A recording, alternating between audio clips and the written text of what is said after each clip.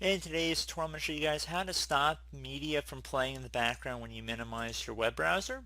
So this should hopefully be a pretty straightforward tutorial, and without further ado, let's jump right into it. So we're going to start by opening up the start menu just by left clicking on the start button one time.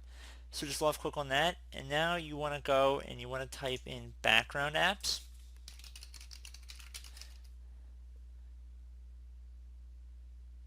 And then best match should say choose which apps can run in the background above system settings. So we're going to open that up.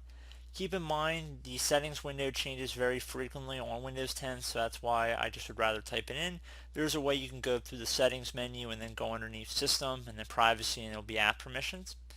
So, but I found this to be a little bit of a quicker way. It's going to ask choose which apps to run in the background. So at this point there should be a list that should populate here. It might take a couple moments depending on how many apps you have on your computer. I'm going to be patient here and let it load. And you can see that it's currently loading the list. Choose which apps can receive info, send notifications, and stay up to date. Even when you're not using them, turning off background apps can help conserve power. So basically you would just go down this list and then select whatever web browser if you're not actively using it, like if it's not open on your screen, but how to turn it off. So I'm going to go and select Microsoft Edge right here, and it's currently in the on position. I'm going to toggle this to the off spot, so I'm just going to left click on the oval one time to turn it off.